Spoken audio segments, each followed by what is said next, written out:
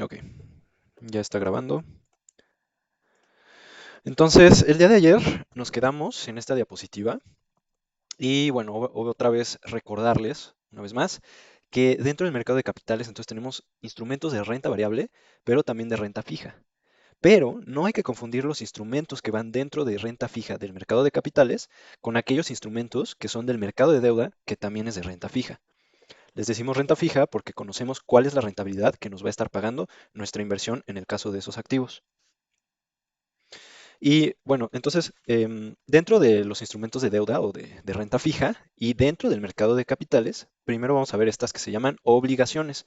Y estas obligaciones son títulos de crédito que va a emitir una empresa o bien un emisor, que también les llamamos emisores, ¿no? A las empresas. Entonces, estas obligaciones van a representar una deuda y hay cinco tipos de obligaciones. La primera, que está aquí, es la hipotecaria. ¿Y la hipotecaria cómo funciona? Bueno, una empresa va a emitir estos títulos de deuda y le va a decir a aquellos que compren esos títulos de deuda que ellos les están garantizando que les van a volver a pagar su inversión, ajá, como los CETES, por ejemplo. Sin embargo, les van a dar de garantía la participación sobre un bien inmueble. Por ejemplo, si la empresa tiene oficinas, si tiene edificios o lo que sea, les van a dar como garantía una participación en un bien inmueble y en caso de no pagar, pues aquel que invirtió con ellos va a tener derecho a reclamar su participación en ese inmueble. Aquí tenemos las prendarias, las cuales van a funcionar de forma muy similar a aquellas hipotecarias, pero en lugar de ser bienes inmuebles, van a ser bienes muebles. Ajá. Aquí tenemos la tercera, son las quirografarias, y en este caso lo que nos va a dar la garantía de un pago hacia los inversionistas es la misma firma del emisor. ¿Y por qué esto es importante? Es importante porque imagínense que una empresa como Cemex o Walmart o Bimbo, etcétera, imagínense que ellos emitan algún título de crédito, alguna obligación, y entonces ellos te den como un comprobante, un comprobante de que te van a pagar su propia firma, ¿no? La firma de la empresa. Y obviamente es importante para esas empresas que son tan grandes, ¿no? Pues respetar esa palabra que dan, porque imagínense que dejen de pagar, pues la reputación de la empresa se va a ir hasta abajo, ¿no? Y eso obviamente no les conviene. Eh, en la cuarta tenemos aquí las subordinadas. ¿Y aquí qué va a pasar? Las subordinadas, aquí como dice, se van a liquidar al último. ¿Y eso qué significa? Nosotros vamos a estar adquiriendo un riesgo. Y el riesgo es que la empresa nos va a decir, mira, tú préstame dinero. Ajá, me vas a prestar dinero. Déjenme poner aquí un pen. Ahí está. Entonces la empresa te va a decir, préstame 5 pesos, ¿ok? En este título de deuda. Entonces, si me das 5 pesos, y una vez que yo termine de pagar todas mis cosas y una vez que yo termine de hacer todas mis operaciones, si me sobra dinero, yo te voy a pagar esta inversión que tú me diste de 5 pesos, te la voy a dar, se va a convertir no en 5, sino en 15. Sin embargo, estamos adquiriendo ahí un riesgo, porque imagínense que la empresa se queda sin dinero. En ese caso, ya no vamos nosotros a poder ganar 15 pesos, sino cero, ¿no? Perderíamos nuestra inversión. Pero recuerden que a mayor riesgo, mayor rendimiento. Entonces, si la empresa sí puede pagarnos, estaremos ganando un buen rendimiento. Y ya por último tenemos las que son convertibles. Convertibles en acciones. O sea que nosotros compramos un título de deuda a una empresa y esta empresa nos dice, te devuelvo tu dinero, pero en acciones. Que podemos verlo como otra forma de comprar acciones, ¿no? Em, y bueno, aquí también tenemos otros títulos de deuda, que ya son los últimos dos, y con esto vamos a concluir todos estos instrumentos que nosotros podemos comprar y en los cuales podemos invertir. Tenemos los CPOs amortizables, ¿ok? Aquí hay que anotar amortizables. Y estos CPOs, si recuerdan la clase de ayer, dijimos entonces que es un certificado, o sea, que nos está diciendo que tenemos una participación sobre un bien mueble o bien ordinario, ¿no? En el caso de las carreteras, ¿para qué creen ustedes que sirven las casetas en las carreteras? Pues obviamente para aquellos inversionistas, es decir, las empresas que crean que construyen las carreteras, van a contactar a inversionistas y les van a decir, te voy a vender CPOs amortizables, y eso significa con amortizables que te voy a estar pagando tus rendimientos en efectivo periódicamente. ¿De acuerdo? Entonces, esos son los CPOs. Entonces, son muy comunes cuando las empresas construyen carreteras. Y es un fideicomiso, ¿no? Entonces, siempre todo aquí es fideicomiso. Y es un fideicomiso sobre bienes muebles u ordinarios. Y aquí en este ejemplo, pues estamos viendo las carreteras. Los CPIs amortizables son muy similares. ¿no? Se parece un poco a una fibra, porque en este caso tenemos una participación en un inmueble y amortizable significa que nos van a estar pagando periódicamente para poder recuperar nuestra inversión. Y como sabemos cuál es la cantidad que nos van a estar pagando con estos CPOs y CPIs, es por ello que entra dentro del mercado de renta fija, porque sabemos cuáles van a ser los rendimientos que vamos a obtener al final de nuestra inversión y es en un plazo determinado. Recuerdan que las acciones es en un plazo indeterminado, ¿cierto? Bueno, pues con la renta fija, que sabemos cuánto vamos a ganar, el plazo es siempre determinado. Y en este caso el fideicomiso es sobre bienes inmuebles. ¿Ok? Y bueno, con esto concluimos esta parte de ver cuáles son los instrumentos y ahora vamos a pasar aquí a un ejercicio y por eso les pedí el otro día que por favor anotaran, que fuesen anotando todos los instrumentos que estuvimos viendo. Entonces vamos a hacer aquí un ejercicio y ustedes me van a ir diciendo. Ajá. Me van a ir diciendo cuáles son los diferentes instrumentos que vimos, ¿ok? Entonces yo les voy a ayudar con el más sencillo, ajá, que el primero que vimos fueron las acciones, ¿no? Entonces alguien por favor por ahí que me diga, que abra su micrófono y que me diga cuál es una característica muy importante de las acciones.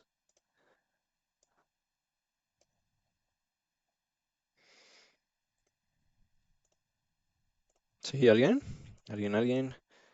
Bueno, a ver, les ayudo. La primera, la más sencilla, la que vimos primero fue que las acciones son una parte alícuota o bien proporcional. Ajá. ¿Cuál es otra característica de las acciones? Te otorga derechos, ¿no? Perfecto, sí, muy bien. Entonces vamos a anotar aquí que otorga derechos. ¿Y recuerdas cuáles eran esos derechos que nos otorgan las acciones? Pues uno de ellos recuerdo que era que te daba como voz y voto, ¿no? Como Sí, inversionista. ese es un derecho. em, eran derechos patrimoniales y además los patrimoniales eran los dividendos, ¿cierto? Y los que estás mencionando, ¿no recuerdas cómo se llaman? Los derechos corporativos, que justamente es lo que nos dan voz y voto en las asambleas de accionistas. Y también entonces están los derechos patrimoniales, que son los pagos de dividendos. ¿Ok? Otra característica, por ejemplo, de las acciones es que cotizan segundo a segundo, es decir, que todo el tiempo va a estar variando su precio. ¿Ok? Y además, una última, alguien que me diga otra característica, una última característica. Híjole, se escuchaba bien quedito, ¿eh? No, no escuché bien lo que dijiste. No, casi no se escucha. Bueno, aquí podemos poner, por ejemplo, que tiene un vencimiento indefinido. ¿Ok? Y bueno, esas son las características de las acciones. A ver, ¿qué otros instrumentos vimos? ¿Recuerdan cuáles otros vimos? Los tracks, Vimos los tracks, muy bien. Y estos van a entrar dentro de las canastas de acciones, ¿no? Que son fideicomisos. Entonces, muy bien, vimos los tracks. ¿Cuál otro vimos que es una canasta de acciones?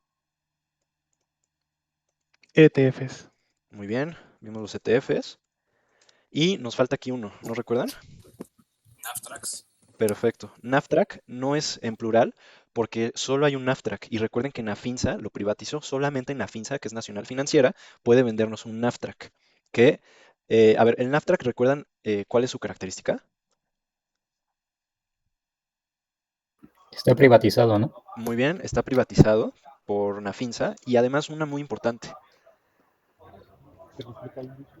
Replica al IPC. Creo que David es el que estás participando, ¿no? Pero se escucha súper quedito tu micrófono, David. Bueno, pero bueno, sí, creo que sí te escuché que replica al IPC muy bien. A ver, por ejemplo, de los tracks, ¿qué característica recuerdan que tienen los tracks? Pues replica cualquier índice, ¿no? No, no. Sí, muy bien. Replica cualquier índice. Y además que es general, o sea que no está privatizado, ¿no? En el caso de los ETFs, ¿cuál es su característica? ¿Qué va a replicar? Va a replicar índices extranjeros, ¿ok? Me voy a ir un poquito más rápido porque quiero que nos dé tiempo hoy de ver un análisis de mercado bien interesante que estoy seguro les va a gustar. Entonces me voy a ir un poquito más rápido, ¿vale? ¿Qué otro instrumento recuerdan que vimos? Los vimos el día de ayer. Las opciones. Perfecto. Y esos vimos que se llaman warrants o opciones. Muy bien. Y así como dices que se llaman opciones, entonces esas opciones Otro nombre, otra forma de llamarlos son títulos opcionales. ¿De acuerdo? ¿Qué nos dan estas opciones o estos warrants? ¿Qué nos otorgan? Pues la opción, por ejemplo, de comprar como con el precio actual, no a un futuro, y la opción de comprarlo en ese momento, no solamente pagando como una comisión, no al banco. Bueno, creo que aquí son a Sí, los una bancos, ¿no? prima. Muy bien. Sí, sí, sí. Entonces, eso se va a llamar derecho a comprar o vender un activo subyacente. Y en este caso que estamos viendo las acciones, pues estamos con derecho a comprar o a vender una acción, ¿ok? O varias acciones. Y una última característica de las opciones es que tenemos que pagar una prima. Esa prima va a depender, ahorita vamos a ver cómo calculan los bancos esas primas que nosotros tenemos que pagarles. Va a depender de muchos factores. Muy bien, entonces, ¿cuál es otro instrumento que vimos? ¿Qué otro instrumento? Ah, las cifras, bueno, no sé si van de ese lado. A ver, las fibras y alguien más quería decir otra cosa.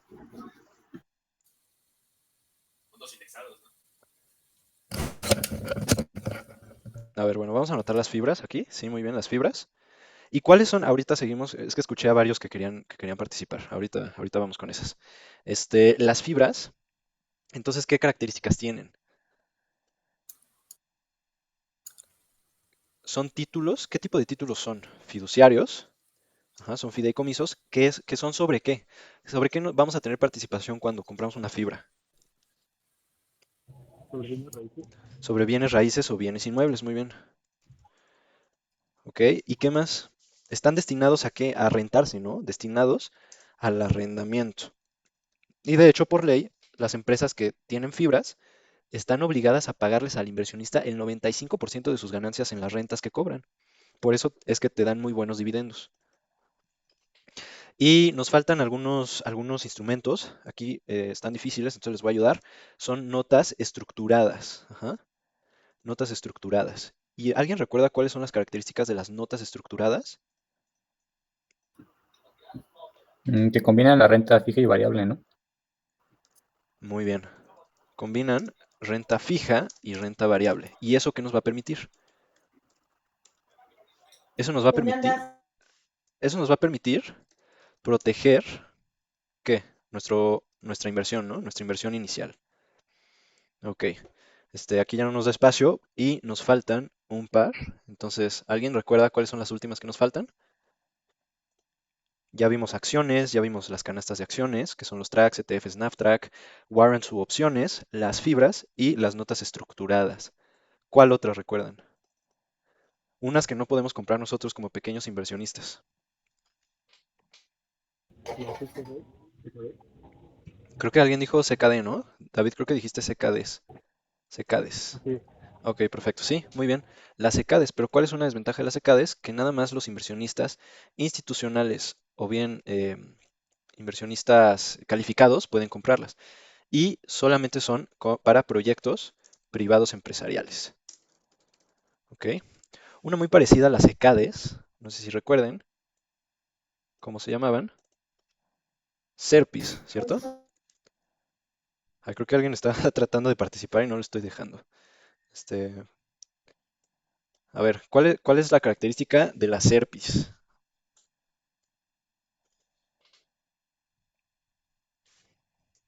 Van a financiar proyectos energéticos, ¿ok? Y estos dos solamente pueden ser comprados por inversionistas, ¿cómo?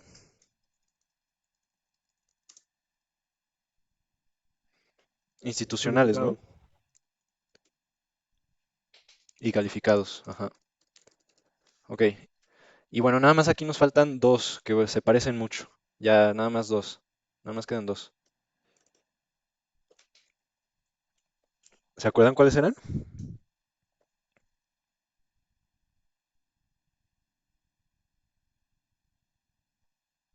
Empiezan con C. CPO y CPI, ¿no? Sí, exactamente. Pero el no CPOs. amortizable, ¿no? Perfecto, sí, muy bien.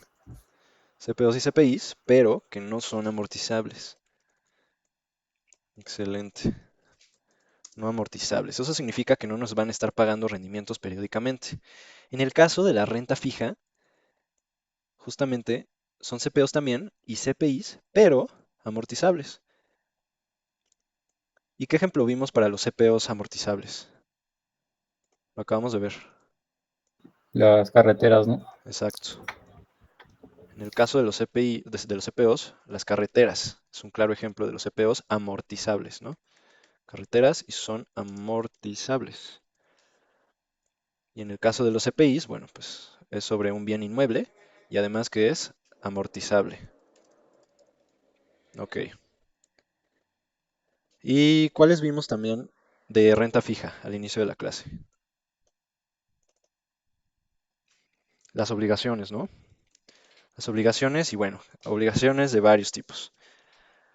Ok, bueno, pues esos son todos los instrumentos de inversión que vimos ahorita y que creo que siempre es muy bueno conocerlos porque vamos a ver en el módulo 2 cómo crear nuestro perfil de inversionista y vamos ahí a entender que no todos los instrumentos de inversión son para nosotros. Entonces, cada uno de nosotros tenemos un perfil de inversionista muy diferente, ¿de acuerdo? Entonces, vamos a continuar con la presentación, ¿de acuerdo? Mm, listo. Aquí puse una diapositiva para explicar rápidamente cómo se calculan las primas de las opciones o de los warrants. Entonces nosotros vamos a tener dos tipos de opciones o de warrants. Vamos a tener la opción call, que son opciones de compra, y también vamos a tener las opciones put o opciones de venta. ¿Ok? Siempre que nosotros abramos un contrato de warrant, vamos a tener que pagarle una prima al banco. Y el banco va a estar recibiendo, aquí como dice, va a estar recibiendo una prima. ¿Ok? Entonces, ¿cuál es la forma de calcular la prima que va a estar recibiendo y que el banco y que nosotros vamos a tener que pagar? Va a depender de varias cosas. Número uno, aquí la S, ¿no? Tenemos una ecuación que pertenece al modelo de Black-Scholes que fue creado en los años 70. Ajá. La primera variable que van a considerar los bancos es esta S. Y esta S es nada más y nada menos que el precio del activo subyacente. Como nosotros estamos concentrándonos en acciones, ese activo subyacente van a ser las acciones. Tenemos aquí también la N, que es una desviación, una distribución normal y estándar. Tenemos también ahí la D, que quiere decir el dividendo que va a estar pagando la acción. Tenemos una X aquí que se llama Option Strike Price. ¿Qué significa el precio strike? El precio strike es el precio al que se pacta el día de hoy, como el ejemplo que vimos ayer, ¿no? Si nosotros queremos vender en 6 meses Bimbo que hoy está a 10 pesos o comprarla, entonces ese va a ser el precio strike. Y aquí también tenemos la T, que quiere decir el tiempo de expiración de esta opción. Todas las opciones van a expirar. En el ejemplo de ayer pusimos 6 meses, ¿de acuerdo? Entonces, como ven, hay varias variables que van a estar eh, pues afectando al precio de la prima que tenemos que pagar. Y todas estas variables los inversionistas siempre las están analizando para ver si vale la pena o no abrir una opción. ¿De acuerdo? Porque obviamente, si tú abres un contrato de opción hoy para comprar Bimbo de 10 pesos en 6 meses y lo más probable es que Bimbo en 6 meses valga mucho, obviamente al banco no le va a convenir y te va a cobrar una prima muy alta. Y todo eso se va a estar contemplando con estas variables en varios modelos. No nada más existe este modelo, este es el modelo más popular, pero hay muchas variables. Aquí también, por ejemplo, les puse que se contemplan las tasas de interés, la volatilidad, ¿no? Entonces hay varias cosas bien interesantes. Vamos a continuar y ahora sí vamos a ver algunos conceptos ya concretamente que vamos a estar aplicando al momento de comprar nuestras acciones. Número uno, un poco de jerga de los inversionistas, que realmente, bueno, esto sí no lo vamos a estar usando, pero siempre es bueno saberlo cuando estemos leyendo, porque cuando somos inversionistas siempre tenemos que estar eh, pues leyendo, informándonos, ¿no? Entonces, los lotes de las acciones. 100 acciones que tengan un precio menor a 200 pesos va a representar un lote de acciones. Pero cuando el precio de las acciones es mayor a 200 pesos, un lote va a representar 5 acciones, ¿ok? Entonces, ese es un primer punto. Ahora, el precio de cierre. ¿Cuál es el precio de cierre de una acción? La definición es el último precio promedio ponderado y vamos a ver que cuando nosotros estemos comprando en nuestro broker algunas acciones, vamos a ver mucho este PPP, que es el precio promedio ponderado. Para que entendamos el precio promedio ponderado, hay que imaginarlo como una media ponderada, ¿no? Entonces imagínense que hay 10 que se venden y se compran, o sea, un volumen de negociación, así se llama, la cantidad de acciones que se están negociando o bien vendiendo y comprando es el volumen de negociación. Imagínense que hay 10,000 acciones que se vendieron a 20 pesos de una empresa o de una emisora. Entonces, 10,000 acciones a 20 pesos.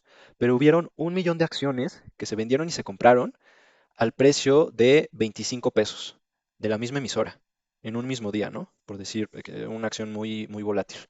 Entonces, en ese caso, el precio promedio ponderado va a estar más afectado hacia los 25 pesos porque hubo un volumen más alto dentro de los 25 pesos que dentro de los 20 pesos, ¿no?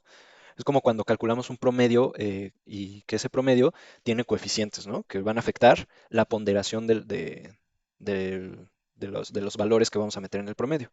Bueno, ahora sí, para entender el precio de cierre, el precio de cierre es el último precio promedio ponderado calculado durante los últimos 20 minutos. Esto es importante de los últimos 20 minutos porque ahorita vamos a entender cómo funciona el horario en el que nosotros vamos a poder comprar y vender acciones y en el que las instituciones también van a poder hacer lo mismo. Este concepto de PUJ es importante, ¿ok? Y es el importe mínimo que puede variar el precio en una acción. En el caso de aquí en México es un centavo, ¿ok? Lo mínimo que puede variar una acción es un centavo, ¿ok? Eso recuérdenlo, ahorita nos va a servir. Y finalmente aquí el receso administrativo. Hay que saber que es posible que a veces en un día X, recuerdan que les platiqué del sistema electrónico de negociaciones de la BMB, que se llamaba Centra y que ahora se llama Monet, y que en el caso de Viva, la nueva bolsa, bueno, la nueva bolsa en México, también tiene su sistema electrónico de negociaciones que se llama Opel. Ajá.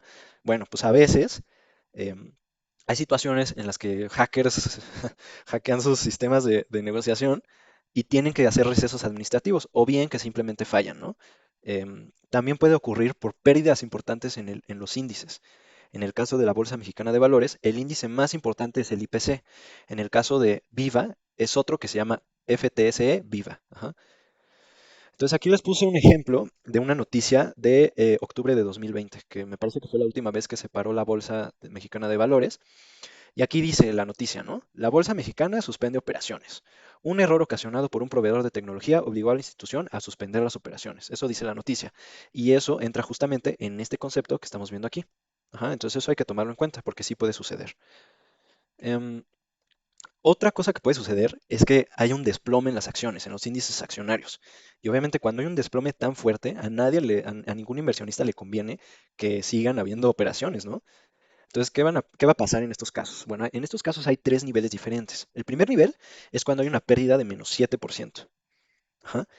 Y en el caso del nivel uno y el nivel 2, que el nivel 2 es cuando hay una pérdida de menos 13%, si se presentan antes de las 2:25, ahorita vamos a ver los horarios de negociación, pero si se presentan antes de las 2:25 de la tarde, se suspende la sesión 15 minutos. Ajá, para que paren todo, así como paren todo, así, paren las pérdidas, ya no queremos más pérdidas. Bueno, eso va a suceder durante 15 minutos si sucede antes de las 2:25 de la tarde. Si sucede después de las 2:25, ya se va a suspender por el resto de la sesión. Y cuando llegamos a una pérdida de nivel 3 de 20%, en cualquier momento se suspende todo durante todo el día. O sea, ya se cierran las negociaciones durante todo el día cuando hay una pérdida tan fuerte del 20%. ¿De acuerdo? Y aquí les puse otra noticia. Y miren la fecha. 17 de marzo de 2020. ¿Se acuerdan qué pasó en ese día, no? Fue cuando nos fuimos de puente, que creíamos que íbamos a regresar a la escuela, al trabajo, etcétera, pero no. Estalló el COVID, se dictó que nos permaneciéramos en nuestras casas. ¿Y qué pasó? Bueno, pues todo el mundo tuvo miedo, todos los inversionistas tuvieron miedo, y aquí en la nota se puede leer que la BMB se desplomó 7% y se suspendieron operaciones durante 15 minutos, o sea, nivel uno. Ajá. Pero aquí hay un error en el encabezado porque la BMB no fue lo que se desplomó. Lo que se desplomó, ¿qué fue? El índice, ¿no? El índice IPC. La BMB realmente no se puede desplomar a menos que explote el edificio, ¿no? O sea, por eso también es importante conocer todo esto, ¿no? Y bueno, ahora vamos a ver los horarios de operación. Em, Nosotros como inversionistas pequeños en nuestro broker, así con nuestras inversiones de menos de 1 millón de pesos, solamente vamos a poder invertir de 8:30, comprar y vender acciones de 8:30 a 3 de la tarde en el mercado continuo. Ajá. Solamente vamos a poder nosotros comprar y vender acciones durante este mercado continuo, de 8:30 de la mañana a 3 de la tarde. Sin embargo, hay otros horarios que tenemos que tener en consideración si es que nos interesa todo esto de la bolsa y algún día queremos trabajar en algo así. Bueno, pues hay que tener esto en consideración. Para las instituciones, como son las casas de bolsa, los bancos, etcétera, la Bolsa Mexicana de Valores les va a dar chance 10 minutos para cancelar sus posturas. Ajá. Imagínense que durante la noche o después de las 3 de la tarde sale una noticia, ¿no? Así súper fea de que, por ejemplo, Aeroméxico anuncia quiebra y va a tener que pedir mucho dinero al banco, ¿no? por decir un ejemplo. Entonces, todas las empresas, todas las instituciones que tenían inversiones fuertes o posturas abiertas para comprar Aeroméxico el día siguiente, van a tener estos 10 minutos para cancelar sus posturas. Ajá. De 8 a 8 y media, ¿qué va a pasar? La subasta de apertura. Y esto está muy curioso, porque hay un dato que la verdad a mí no me gusta tanto, que es que más del 60% del volumen operado dentro de la Bolsa Mexicana de Valores se concentra únicamente en 6 empresas. La más importante es América Móvil. Por eso es que ayer vimos con los tracks que casi no hay liquidez. O sea, realmente la bolsa aquí en México no es tan atractiva para los inversionistas. Y de hecho, no sé si vieron una noticia de que Lala se quería salir de la Bolsa Mexicana de Valores. ¿Por qué Lala se va a salir? De hecho, ya se lo aprobaron y ya se va a salir de la Bolsa Mexicana de Valores. ¿Por qué? Porque aquí en México más del 60% del volumen operado se va nada más a 6 empresas. Una de ellas es América Móvil, es la más grande. Me parece como el 30% total de las operaciones. O sea, es como un monopolio. Entonces, ¿qué hace la Bolsa Mexicana de Valores para luchar contra ese monopolio de volumen operado? De 8 a 8 y media va a haber una subasta de apertura. En esta subasta de apertura, la bolsa va a poner en primera plana, les va a decir a las instituciones, oigan, ya sé que ustedes nada más operan estas 6 empresas, la mayoría de sus operaciones son con estas 6 empresas, pero no nada más existen esas 6 empresas. Miren estas otras, ¿no? Y les ponen otras emisoras que no son tan populares para justamente luchar contra ese monopolio, que la verdad sí está bastante fuerte aquí en México. ¿Ok? Aquí abajo tenemos algo que se llama ingreso de posturas al cierre etapa 1. ¿Recuerdan que les dije que los últimos 20 minutos son para calcular el precio de cierre?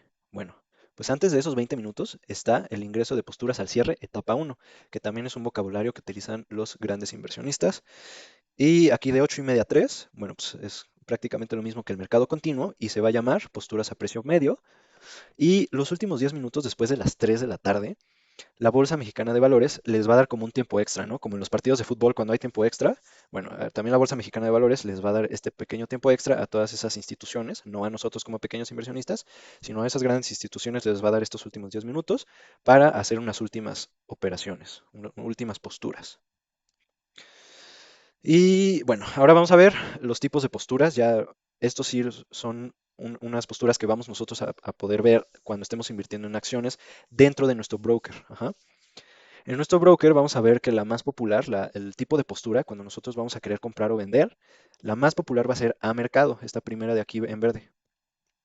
¿Qué significa a mercado? A mercado hay dos tipos de posturas, ¿ok? La primera es a mercado pura. A mercado pura significa que tú le vas a decir a tu broker, oye, yo quiero comprar la acción de Apple al mejor precio al que esté ahorita en venta, publicado. Porque todo el tiempo hay gente comprando y vendiendo acciones, ¿no? Y sobre todo de Apple, que es de las acciones que más se negocian en todo el mundo. Entonces tú le vas a decir a tu broker, oye, yo quiero que me busques una acción al mejor precio en este segundo. Yo ya la quiero comprar. No me importa qué precio esté, pero sí búscame el mejor precio. Y eso es a mercado pura. A mercado con protección es un poco diferente. También le vas a pedir a tu broker que te busque el mejor precio. Sin embargo, le vas a poner ahí un límite. Imaginemos que queremos comprar Apple a 3,000 pesos, ¿ok? Pero, como sabemos, el mercado accionario a veces es muy volátil. Entonces, para protegernos de cierta volatilidad, vamos a decirle a nuestro broker, yo quiero que me busques el mejor precio de Apple a 3,000 pesos por ahí, pero si la acción sube, por decir, a 3,050 pesos, ya no quiero que me la compres, ya no me busques nada, ya no la quiero.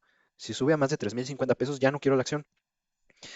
Entonces, para eso sirve la protección, ¿ok? ¿Alguien tiene alguna duda hasta aquí?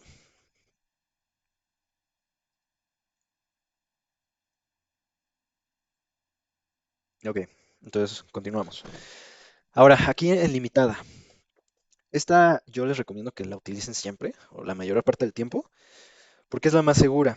En este caso, nosotros no le vamos a decir al broker, oye broker, búscame el mejor precio. No, lo que le vamos a decir al broker es, otra vez con el ejemplo de Apple, yo quiero que me compres Apple cuando alguien la quiera vender en 2,980 pesos, ¿no? O sea, yo creo que ahorita en 3,000 pesos es mucho y gracias a un análisis que hice, yo creo que Apple va a bajar a 2,980 pesos. Entonces, dentro de esta sesión de remates, broker, quiero que me compres esta acción cuando alguien decida venderla a ese precio. ¿De acuerdo? Y aquí hay un consejo que yo les doy como con la experiencia que tengo, que Nunca usen a mercado o muy pocas veces, solamente cuando realmente quieren hacer una inversión a largo plazo y pues cuando es una inversión a largo plazo y confías en la empresa, hiciste un buen análisis fundamental que vamos a aprender a hacerlo en el módulo 2. Cuando hiciste bien tu análisis si quieres a largo plazo, pues sí, realmente da igual a qué precio esté ahorita, ¿no? Entonces puedes poner una orden a mercado, ¿no? Para comprarla ya. Pero la limitada es diferente. Entonces, siempre cuando queramos hacer trades o inversiones a corto o medio plazo, yo les recomiendo que siempre usen una orden limitada. ¿Por qué? Porque durante el precio de remates o el horario de operación, el mercado continuo, ajá, siempre va a estar cambiando el precio de una acción. Y nosotros, gracias a un análisis técnico que también vamos a aprender a hacerlo más adelante, vamos a poder decir, pues ahorita Apple está cotizando en 3,000 pesos, pero gracias a mi análisis yo sé que hoy, o yo estoy muy seguro de que hoy, el precio va a bajar a 2,900 pesos, por decir un número. Y por eso siempre es recomendable esperar a que el mercado venga a ti y no tú al mercado.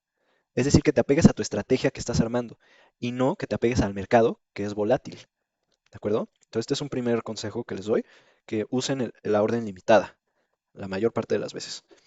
¿Ok? ¿Alguna duda con esta orden limitada?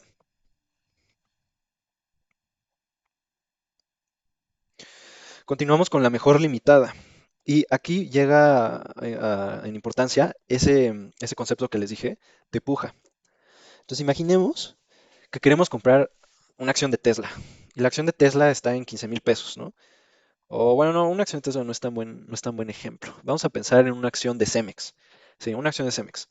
Las acciones de Cemex ahorita están como por ahí de los 18 pesos, 16 pesos, no me acuerdo bien.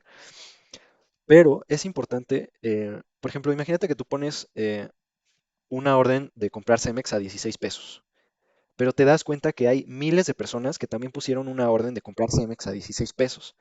Entonces, ¿cómo le vas a hacer para ganarle a esas miles de personas que también quieren comprar Cemex a 16 pesos? Pues le vas a añadir una puja, es decir, un centavo más a la oferta que estás haciendo para que le puedas ganar por un centavo a todas esas otras personas que también quieren comprar Cemex a 16 pesos. Y haciendo una orden mejor limitada, pues